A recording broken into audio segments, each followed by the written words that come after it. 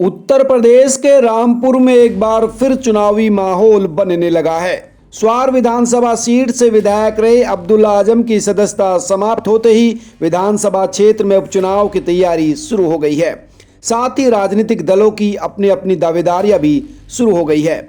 एक तरफ रामपुर में आजम खान की प्रतिष्ठा एक बार फिर दांव पर लगी है, वहीं दूसरी ओर भारतीय जनता पार्टी इस बार आजम खान की साख रामपुर से खत्म करने की कोशिशों में जुट गई है। माना जा रहा है कि बीजेपी इस सीट से ऐसा उम्मीदवार बना सकती है जो चुनावी मैदान में इस बार जीत हासिल करे।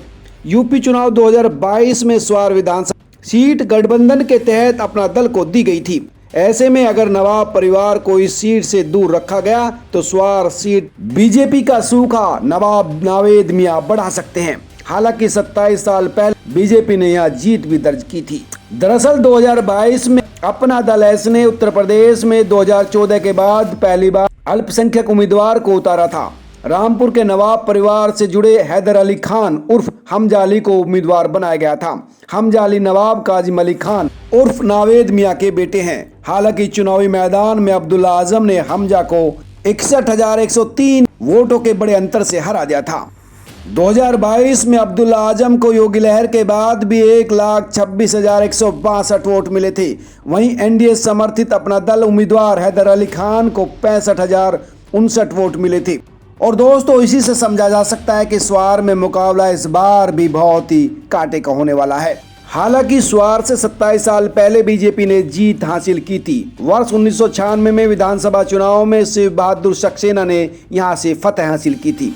शिव बहादुर सक्सेना ने 59,477 वोट हासिल किए थे। उन्होंने सपा के अब्दुल गफ्फूर को हराया था। अब्दुल गफ्फूर को महज 51,984 वोट मिले थे। इस प्रकार बीजेपी उम्मीदवार ने 7,000 के अंतर से ये सीट जीती थी। इसके बाद इस सीट पर कभी बीजेपी को जीत नसीब नहीं हुई।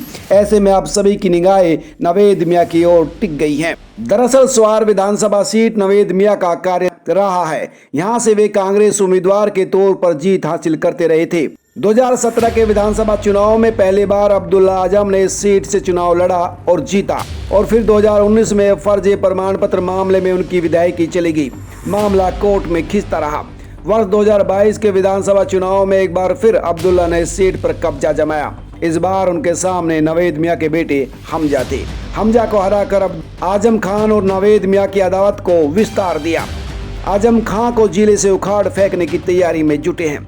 रामपुर सदर विधानसभा सीट पर आजम खान की सदस्यता जाने के बाद बीजेपी को यहां से जीत दिलवाने में उनकी बड़ी भूमिका थी। अब स्वार विधानसभा सीट पर उलटफेर में उनकी बड़ी भूमिका होने वाली है। हालांकि अगर बीजेपी ने उन्हें नजरअंदाज किया तो यहां पर खेल भी खराब हो सकता है। स्वार विधानसभा सीट पर 16 साल बाद उपचुनाव होना है। वर्ष 2007 में नवेद मियां के इस्तीफे के कारण यह सीट खाली हुई थी। यूपी चुनाव 2007 की बात है। नवेद मियां समाजवादी पार्टी के उम्मीदवार के तौर पर चुनाव मैदान में उतरे थे और यहां से उन्होंने जीत भी हासिल की थी। लेकिन प्रदेश में मायावती की पूर्ण बहुमत की सरकार आई। नवेद मियां ने स्वार सीट से इस्तीफा दिया और बसपा में शामिल हो गए। इसके बाद उपचुनाव में उन्होंने बसपा उम्मीदवार के तौर पर दावेदारी पेश की और जीत भी हासिल की। और अब 2023 में छजलैट प्रकरण केस में मुरादाबाद कोर्ट ने स्वार विधायक अब्दुल्ला आजम को दोषी करार दिया है।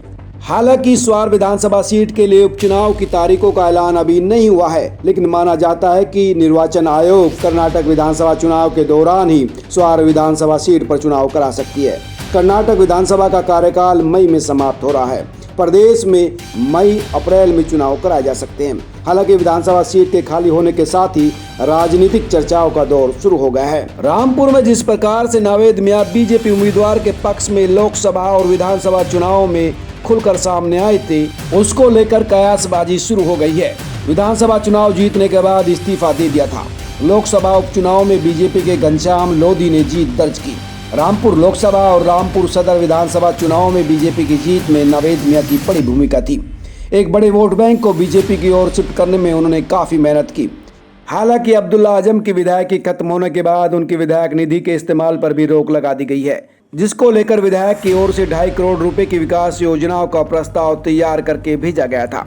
विधायकी समाप्त होने के बाद इन योजनाओं की राशि आवंटन पर रोक लगा दी गई है। माना जा रहा है कि चुनाव के बाद ही नए विधायक को इन योजनाओं का लाभ मिलेगा। अब हर किसी की निगाह चुनाव और उसके बाद मिलने वाली जीत पर है। आप क्या सोचते हैं, जरूर कमेंट करके बताएं। नमस्कार।